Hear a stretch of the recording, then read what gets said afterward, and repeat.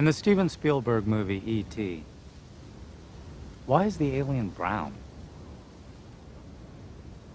No reason.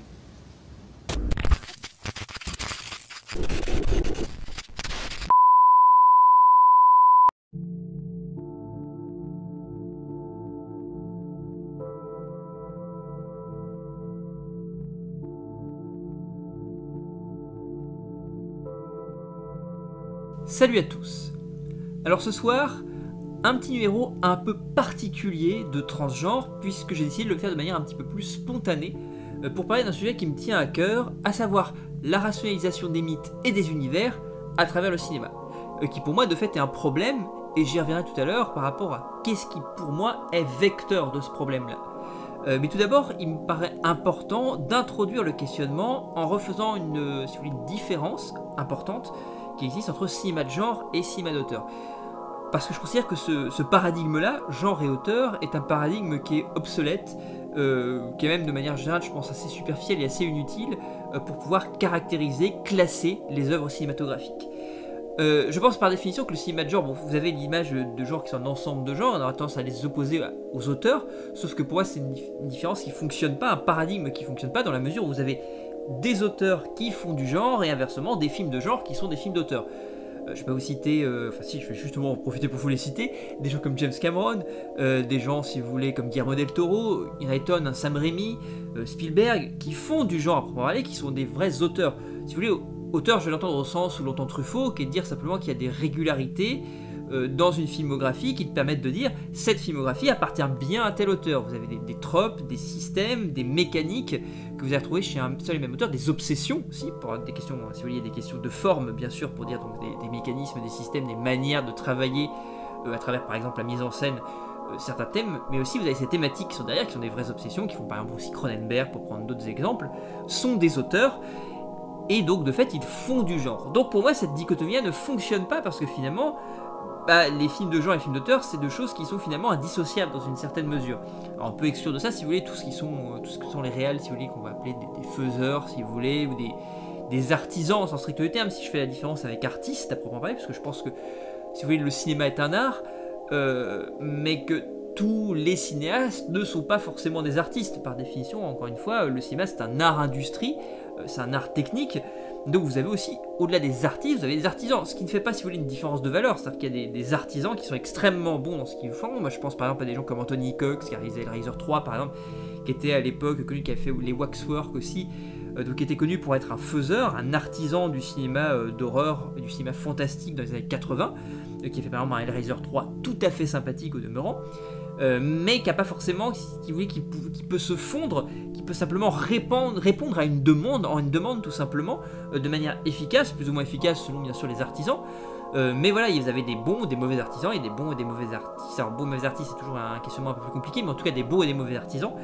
Donc par définition, voilà, ça n'exclut pas, c'est-à-dire que le genre et l'auteur, vous pouvez avoir à côté un petit peu aussi des purs artisans aussi du genre. Je pense à aussi F. Gary Gray par exemple, qui est un artisan si vous voulez contemporain, qui fait qui avait le Fast and Furious 8 entre autres, mais qui avait fait aussi Que Justice soit faite, qui est un film de mort très sympathique, qui est un bon artisan en tant que tel, c'est-à-dire qu'il rend des copies propres si vous voulez. Donc voilà, pour moi c'est encore une fois tout.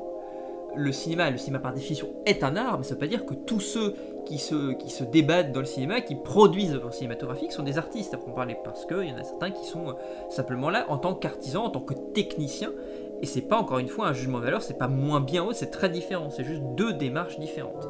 Alors pour revenir sur le changement de paradigme, moi j'irais plutôt du côté du cinéma, du discours et de l'émotion, alors qui est quelque chose qui est de plus en plus depuis quelques années d'ailleurs véhiculé, qui est de faire plutôt une différence entre un cinéma qui va avoir comme but final à sa production, à sa création, de susciter des émotions chez le spectateur, et à l'inverse, un cinéma qui va avoir comme but final de susciter, plutôt dans l'inverse, de poser un discours. Et moi je dirais même d'imposer un discours, ce qui est pour moi très différent. Le cinéma de l'émotion va poser des questions, ce qui est très différent, et c'est en ça que je le trouve beaucoup plus philosophique par définition, parce que la philosophie, encore une fois, c'est pas donner des réponses, au contraire, c'est poser des questions qui vont amener à d'autres questions, qui vont amener à d'autres questions.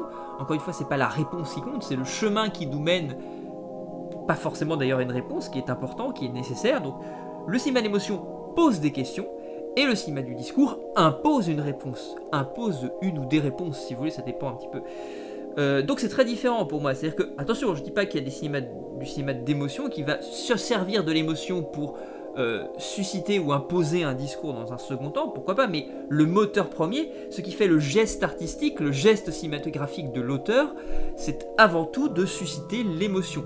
Après, si par conséquent, si conséquentiellement on peut trouver une manière de poser un discours, de susciter un discours, pourquoi pas, mais c'est pas le but premier, c'est pas la première impulsion artistique. Là au cinéma du discours, le but est de dénoncer, d'amener quelque chose et donc d'imposer un discours. Dans ce cas-là, moi je vais pour le coup direct me positionner, je trouve que le cinéma du discours, mais ça je pense que vous l'avez compris au travers de la chaîne déjà, est moins intéressant dans la mesure, encore une fois, où il impose une réponse. C'est moins intéressant qu'on te pose une réponse, qu'on te pose un discours, qu'on t'amène quelque chose de discursif, tout fait, tout fabriqué, plutôt que ce soit toi. C'est plus intéressant quand c'est toi qui te forges au travers des questions que vont te poser par exemple un film, parce que tu as ressenti telle ou telle émotion, pourquoi j'ai ressenti ça à tel moment, pourquoi ça m'a fait du mal, pourquoi ça m'a fait peur, pourquoi ça m'a fait rire, etc. Là, ça va amener un vrai questionnement intérieur qui va me permettre de faire émaner quelque chose. Émaner, pourquoi pas, ma propre réponse, mais certainement pas une réponse qu'un tiers va m'imposer. Et ça, pour moi, c'est moins intéressant. Ce qui fait pas justement que le cinéma de l'émotion n'est pas moins, si vous voulez, engagé. Moi, je pense même d'ailleurs, par la suite, on y reviendra tout à l'heure avec la question de la moralité, mais que c'est justement parce qu'on n'impose pas un discours qu'on est bien plus subversif et politique. Quand on impose un discours, par définition, pour moi, on l'est moins, l'impact est beaucoup moins fort, parce qu'encore une fois, c'est le point de vue d'un tiers qui t'est balancé, qui est posé à ta propre subjectivité, et qui, de fait, comme ce n'est pas le tien, peut très bien créer une résistance de ton côté qui fait que ça passera pas du tout, et que tu n'intérioriseras pas, ce truc-là. Donc, par définition, je serais plus dans le sens du cinéma de l'émotion qui va me poser des questions, et à partir de là, si vous voulez, le paradigme pour revenir genre-auteur, n'a plus vraiment cours, dans la mesure où, que ce soit du cinéma d'émotion ou du cinéma de discours, ça peut être du cinéma de genre, du cinéma d'auteur, et les deux, etc. Donc c'est indissociable encore une fois. Donc ça c'est la première base qui me permet de parler de la rationalisation, puisque par définition un cinéma du discours sera plutôt un cinéma extrêmement rationnel, là où le cinéma de l'émotion sera un cinéma beaucoup plus viscéral. Le cinéma du discours, parce qu'il est plus rationnel, t'impose une réponse rationnelle, là où le cinéma de l'émotion, par définition, parce qu'il est viscéral, va faire passer par les viscères, va t'amener à te poser des questions intellectuelles, si vous voulez, ça va monter des viscères jusqu'à ton intellect, et ça va te permettre de poser, de produire des choses. Et même parfois, si tu ne produis rien de rationnel, c'est pas grave en fait, c'est pas important. L'important, c'est que ça suscite quelque chose en toi, sur lequel tu n'auras pas forcément de mots à mettre, et ça qui est intéressant. Donc après cette petite introduction, pour en venir à la rationalisation des mythes et des univers à travers le cinéma, je vais en venir à une notion qui me tient beaucoup à cœur, et de toute façon je pense que vous l'avez entendu 15 000 fois sur cette chaîne, à savoir la diégèse. Je rappelle ce qu'est la diégèse très rapidement. Je vous invite quand même à aller voir la vidéo que j'ai faite sur Hellraiser, notamment la première partie. J'ai pas encore fait la deuxième qui viendra dans quelques temps. La diégèse, c'est cette petite graine que le réalisateur, c'est l'univers, hein, si vous voulez, en tant que tel du film, mais l'univers au-delà de ce qu'on va vous raconter le film. C'est-à-dire, encore une fois, c'est une graine qu'on vous glisse dans votre imaginaire, on va l'arroser par le biais de la narration pendant le film, ce qui fait que quand vous sortirez de la salle, la graine va commencer à germer en de multiples ramifications que vous allez pouvoir explorer. Ce qui est une très bonne chose, ce qui est une très belle chose, et c'est la meilleure chose qu'on puisse faire quand on vous propose une œuvre artistique, c'est que vous puissiez continuer à l'arpenter vous-même, par vos propres digressions imaginaires. Et ça, c'est intéressant, ça c'est génial, c'est ça qui fait que le cinéma, encore une fois, ne vous impose pas quelque chose. Le cinéma vous propose quelque chose, à vous d'aller ensuite chercher, explorer. C'est ça qui est très important. Et donc la diégèse, pour le coup, alors je reprends toujours ce même exemple qui me paraît être un des plus beaux exemples qui soit, qui est dans Mad Max Fury Road, de George Miller, chef-d'œuvre absolu. Dans Mad Max Fury Road, vous avez cette séquence donc de nuit, avec cette nuit américaine absolument somptueuse. Vous avez donc le convoi avec Max, donc Furiosa, les pondeuses d'Immortan Joe, qui passent devant une sorte de marais dans lequel vous avez des échassiers, ça dure quelques secondes, on n'en dit pas plus, mais rien que ce plan de quelques secondes va t'ouvrir sur quelque chose, va t'ouvrir sur un univers, va te montrer que l'univers duquel le film parle ne s'arrête pas à cette narration, à ces personnages. Il y a autre chose derrière. Maintenant, à toi, spectateur, d'aller chercher, d'aller comprendre ce qui se passe, d'aller explorer. Donc la raison va intervenir au bout d'un moment. Elle va intervenir, si vous voulez, a posteriori, parce que vous allez aller chercher, vous allez aller explorer. Sauf que là, et c'est le problème actuellement, c'est qu'on a tendance à utiliser ces trous, puisque par définition, quand il y a des trous quelque part, fatalement la raison va chercher naturellement à combler ces trous-là. Que vous le fassiez rationnellement, c'est normal. Par contre, ce qui est problématique, c'est quand vous utilisez cette raison contre le film. Parce que ce n'est pas une raison contre le film. C'est parce que George Miller n'a pas développé cette partie-là avec les échassiers, pour prendre cet exemple-là, que ce n'est pas bon, que le film est incohérent, que le film est irrationnel. Pas du tout. Au contraire, c'est ça qui fait la richesse de la diégèse. C'est sous-entendu, ces ouvertures, ces petits clins d'œil. Ça, c'est fort. Parce que ça va vous amener à vous aller plus loin. Tendance à considérer en général que le cinéma ne booste pas l'imaginaire, parce que la définition, contrairement à la littérature, il vous impose des choses, il vous impose des images, tout ça. C'est faux en réalité. Le cinéma est aussi riche que la littérature pour fertiliser votre imaginaire, parce que de toute façon, vous allez aller explorer. Si l'auteur, si l'artiste est suffisamment à suffisamment de puissance au travers de son univers, et ben de toute façon, il ne vous impose rien. Il vous propose quelque chose qui va vous amener à aller plus loin, à l'exploration. Et ça, c'est intéressant. Alors ça, on le fait par le biais de la mise en scène, on le fait par le biais de mon histoire, on le fait par le biais des dialogues, on le fait par le biais de multiples petits éléments qui vont, encore une fois, sous-entendre que l'univers ne s'arrête pas à ça, va beaucoup plus loin que ce simple état de fait, que cette simple narration qu'on va vous poser maintenant à cet instant T. Vous voyez l'idée, je pense que c'est très simple. Mais voilà, le gros problème, c'est quand on va vous demander d'aller plus loin, quand la raison va demander de faire ça, et surtout qu'on va objecter ce truc-là au film. Et là, ça devient problématique. C'est un problème, par exemple, qu'a subi Pacific Rim de Guillermo del Toro, évidemment pour moi, à savoir les 5 premières minutes où on vous explique l'avènement des kaijus sortant de la faille, et la construction par les êtres humains de robots pour pouvoir se foutre sur la gueule contre les kaijus et pour pouvoir sauver le monde. Ça, c'est expliqué en quasiment 5-6 minutes au début, donc c'est très très court. Et c'est problématique pour les gens, malheureusement. Malheureusement, c'est triste, mais ils ont besoin de plus. Ils ne comprennent pas pourquoi on m'explique pas d'où les monstres viennent. Et alors qu'en fait, il n'y a pas besoin de plus que ça. Moi, ce que j'ai envie qu'on me raconte, c'est ce qui va se passer après. Comment on va essayer de sauvegarder ce monde-là, comment on va se battre pour pouvoir survivre dans ce monde rempli de monstres. Ça, c'est intéressant. Ça, c'est mon histoire. Ça, c'est symboliquement ce qui va être très très fort derrière. Mais le fait d'où ça vient, d'essayer de trouver une raison, une cause à ce qu'on me raconte, c'est absurde. En réalité, c'est plus absurde que l'autre. C'est une sorte de rationalité qui va au bout d'un moment se contredire et devenir complètement absurde. Donc on ne peut pas objecter ça au film. Je prends un exemple, un contre-exemple si vous voulez, qui est pour moi l'opposé de ça et qui est totalement symptomatique de ce qui se passe actuellement.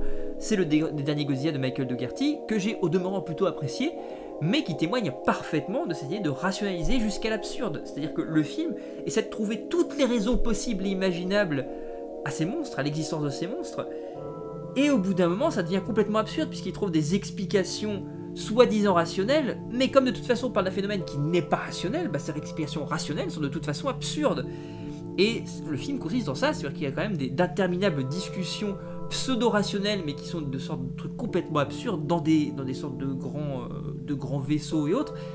Et ça rend le film complètement ridicule, et ça annihile la puissance évocatrice et mythologique et symbolique des monstres.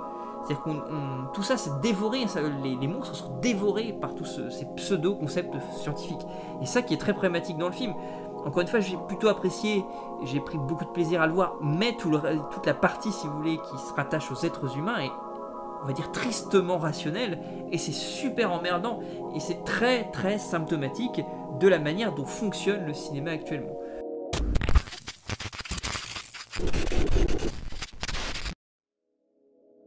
Le cinéma est politique.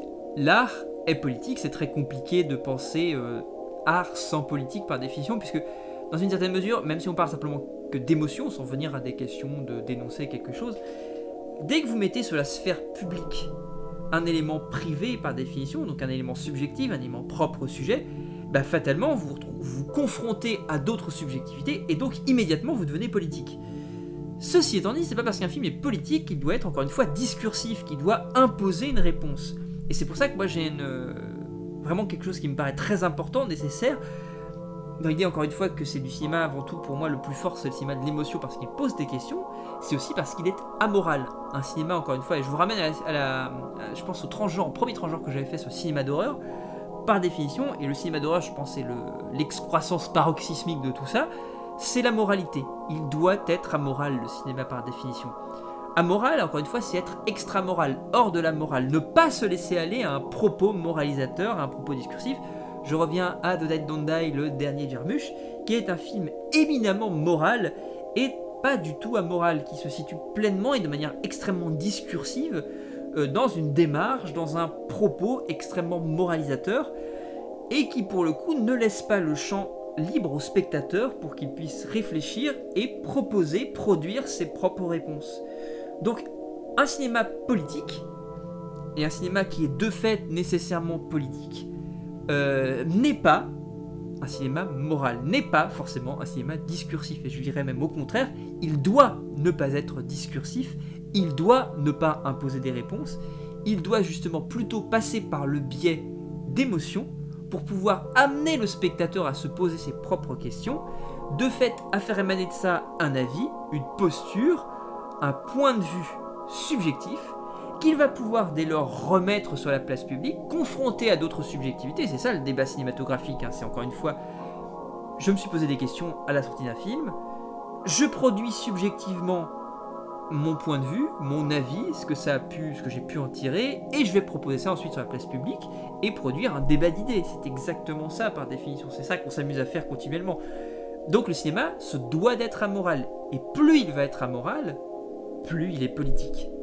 Moins il est amoral, plus il rentre dans une sorte de dichotomie moralisatrice avec le moral et l'immoral d'un côté, moins il est politique, moins il est efficace, parce que moins, encore une fois, il va toucher le spectateur, parce que le spectateur, il faut qu'il se pose des questions. Si encore une fois, je produis un discours extrêmement discursif, pour être un peu redondant, je reviens au Jarmusch, le discours que je vais produire peut très bien se heurter à la subjectivité du spectateur, qui de fait, si ça ne lui convient pas, il va le refuser, il va rester hermétique au truc et ça ne marchera pas. Donc il faut justement amener le spectateur à produire sa propre pensée, parce que c'est nécessaire.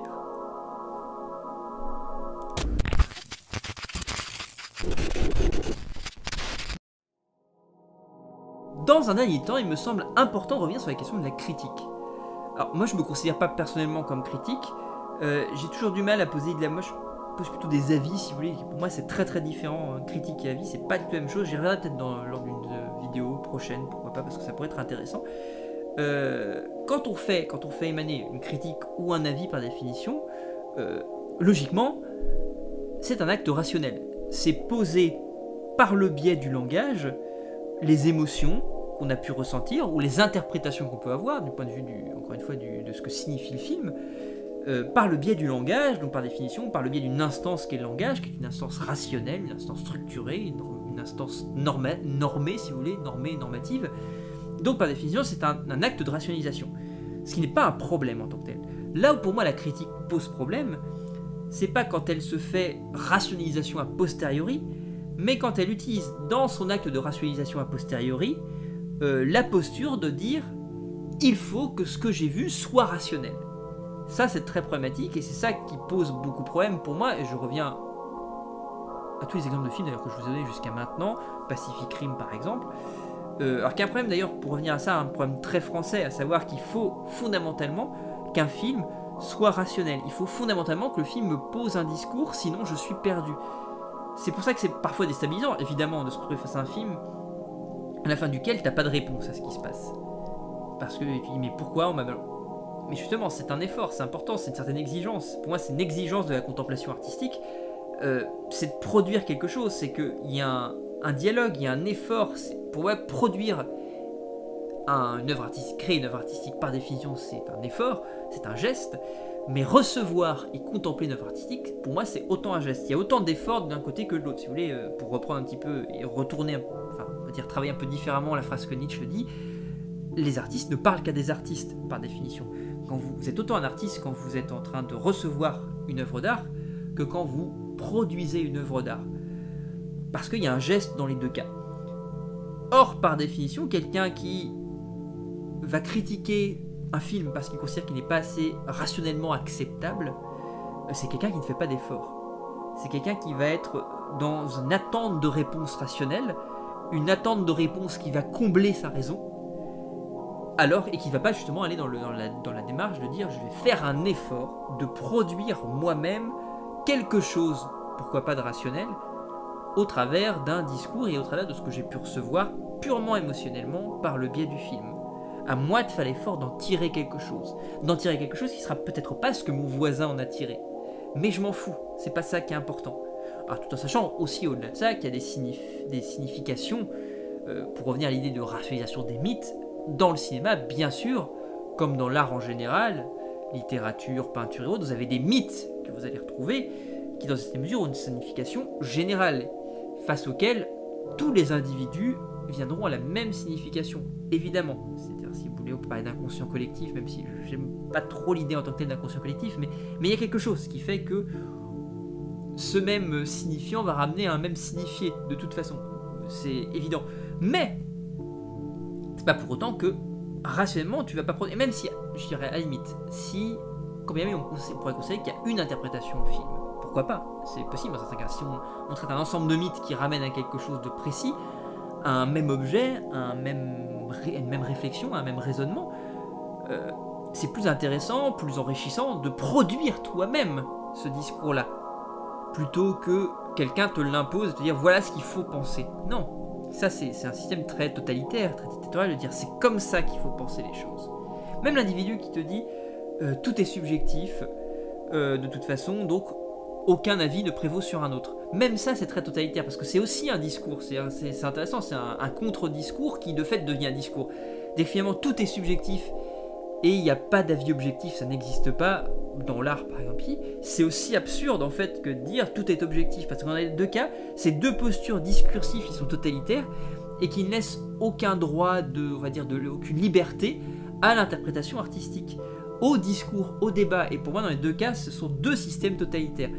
Donc, pour revenir à cette question-là, la question de la rationalisation à proprement parler, c'est un problème qui pour moi est typiquement français. Alors, juste me permettre une petite parenthèse, parce que c'est quelque chose que je retrouve moyennement en tant que magicien aussi, puisque vous savez qu'il y a de la magie sur la chaîne aussi, et le public français est certainement le public le plus difficile à contenter en magie, parce qu'il est très cartésien, on est la patrie de Descartes quand même, donc il y a encore une fois une démarche trop rationnelle qui fait que l'individu a du mal à se lâcher émotionnellement. Et ça marche même si vous voulez, je pense aussi à cette idée-là aussi, autant que dans une certaine mesure les réalisateurs sont parfois phagocytés par ce système-là et vont produire, parce qu'ils sont dans cette norme-là de la rationalisation, des œuvres extrêmement rationnelles, alors que si on n'avait pas été, si on avait été hors de ce contexte ultra rationnel, ils ne l'auraient pas produit forcément de la même manière. C'est ce qui fait par exemple des gens comme Del Toro ne rentrent jamais dans le moule, et c'est pour ça que ça fonctionne pas en fait en tant que tel à chaque fois, où ça fonctionne moins bien. À l'exception, si vous voulez, de Shape of Water, qui est un succès assez inespéré, ou que Mad Max Fury Road soit un succès assez inespéré finalement, donc ça laisse foi un petit peu en l'humanité quand même, de se dire qu'on est encore capable de se laisser aller à des mythes et à des légendes, à des univers, etc., sans forcément se poser 15 000 questions, même si bon, l'intérêt des films comme Pacific Rim, si vous voulez, dans une certaine mesure, si Pacific Rim me paraît un petit peu plus compliqué à mettre dans cette idée-là, mais Mad Max dans une certaine mesure, et je pense par exemple aussi à Avatar de Cameron, c'est qu'il va semer de multiples portes, c'est-à-dire que dans son univers, tu peux y rentrer de diverses manières, t'es pas obligé d'y rentrer de manière irrationnelle, le film te propose une entrée pour les gens qui sont plus rationnels, le film te propose une entrée pour les geeks, le film te propose une entrée pour vraiment ceux qui sont les fans de SF, pour ceux qui aiment les films de guerre, etc. Donc il t'offre des multiples entrées qui fait que, et c'est ça la grande richesse et la grande force d'Avatar, c'est que tout le monde peut y rentrer de toute façon. Ceux qui vont chercher l'interprétation rationnelle, ils auront aussi ce qu'il faut aussi, ceux qui vont chercher quelque chose d'un petit peu naïf, ils vont y rentrer aussi. Bref, il y a le divertissement, le côté philosophique, tout est cloisonné pour qu'il y ait de multiples portes d'ouverture pour rentrer dans le film. Donc pour revenir à la question de la magie, en fait, par définition, c'est assez marrant en fait de se rendre compte qu'en magie c'est exactement pareil que ça fonctionne en fait en France. C'est-à-dire qu'on a une sorte d'école de la magie, mais peut-être qu'on fera un petit peu de théorie magique un petit peu plus tard, ça pourrait être intéressant à l'espace de quelques vidéos, y compris pour des gens qui ne font pas de magie, parce que c'est aussi intéressant à réfléchir aussi. On a une magie aussi en France qui est très très rationnelle aussi, et qui est très dans les clous, très normative, et c'est très très embêtant aussi parce qu'on n'a pas cette liberté de faire de l'absurde aussi. Il faut toujours que quand tu fais un tour de magie, ça ait une raison, il y ait une raison au déroulé. On n'accepte pas l'absurde dans le déroulé. Or, par définition, si je te fais un tour de magie, c'est que je te fais un truc qui est irrationnel. Donc pourquoi ne me laisserais-je pas aller à l'intérieur de mon irrationnel, à créer une logique qui n'est pas la tienne?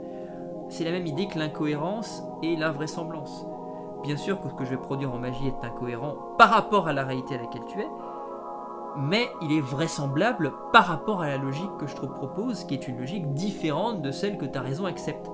Donc pour le coup, alors, je pense à un magicien duquel je parle beaucoup cette chaîne-là, mais parce que pour moi ça reste un des magiciens les plus intéressants en France qu'on ait, et il y a une vraie puissance créative chez lui, qui est Dominique Duvivier, qui justement casse si vous voulez, ces articulations rationnelles, quitte à créer des éléments illogiques, des éléments qui fonctionnent pas du point de vue, si tu es vraiment rigoureux d'un point de vue rationnel, mais c'est pas grave.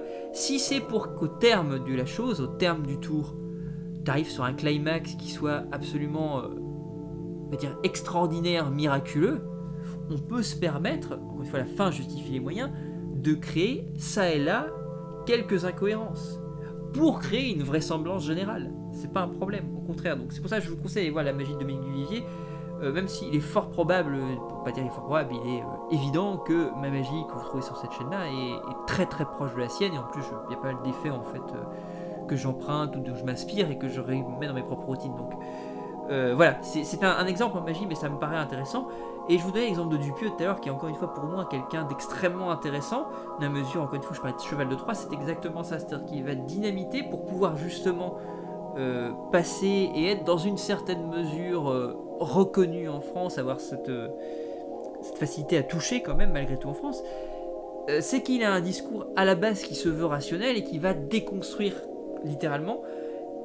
Et c'est justement parce que je passe par ce côté très intellectuel, qui est très français si vous voulez, même si je suis conscient je vais pas faire une généralité, hein, enfin si, je fais une généralité, mais je ne pose pas ça comme une sorte d'universalité, plutôt si vous voulez, c'est une généralité. Dans la généralité, par le biais de notre culture, on va rechercher systématiquement une sorte d'assise rassurante, rationnelle. Parce que tout ce qui est rationnel, encore une fois, est rassurant. Dès lors qu'on sort de ça, on est perdu, on a peur, et la raison va essayer de s'agripper à ce qui peut rester. Et Dupieux, il a cette force-là, en fait, de te faire complètement perdre pied, du point de vue de l'absurde, par le biais de l'absurde, mais de semer ça et là des sortes de pièces rationnelles qui sont finalement totalement déconstruites, mais qui fait que le spectateur va quand même avoir l'impression qu'il peut se rattacher à cela. C'est ça pour moi l'extrême intelligence de son cinéma, c'est de pouvoir justement semer ces trucs-là. Contrairement à un film d'ailleurs que j'ai vu très très récemment qui s'appelle The Greasy Strangler, alors je ne me rappelle plus de quel réalisateur c'est, je sais que c'était produit par Elijah Wood et Ben Wheatley, qui est un film beaucoup plus difficile par exemple d'accès parce que justement ce film-là, donc, qui est un film américain que je vous conseille parce que c'est très drôle, c'est complètement absurde, littéralement trash et dégueulasse. Ça en fait des caisses dans tous les sens, vous avez tous les éléments, il y a plein d'éléments, même si le film assume pas vraiment son côté horrifique et genre en tant que tel, ça se veut plutôt une suite de sketchs ou de scénettes absurdes, dégueulasses, trash, malsaines, dérangeantes, et ça fonctionne très très bien, viscéralement parlant, hein, j'entends. Mais le film ne te laisse pour le coup aucune pièce à laquelle te raccrocher, aucune prise en fait rationnelle, c'est complètement irrationnel et absurde d'un bout à l'autre. Alors le film, ce qui est très fort, c'est que finalement en créant, et il le fait très très bien en fait, en jouant cette absurdité, il crée quand même une logique à l'intérieur de son absurdité, en créant des redites, des éléments qui finalement au terme du film, alors je pense notamment à pour ceux qui ont vu The Greasy Strangler, il y a toute des plans que vous allez retrouver de manière récurrente, notamment sur les actes justement du tueur à la graisse, et la manière dont il procède, son modus operandi. Ce qui est super cool, c'est qu'il va créer une sorte de régularité dans son modus operandi qui fait que toi, tu arrives à te raccrocher. C'est absurde tout ce qui se passe, son modus operandi est absurde, tout ce qui se passe quand il tue est absurde. Mais, comme on crée une certaine régularité, alors ça devient très logique.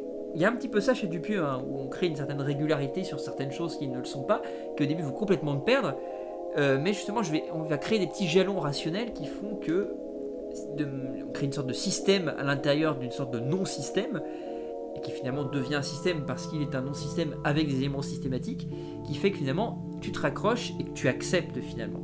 Et ça c'est très intéressant.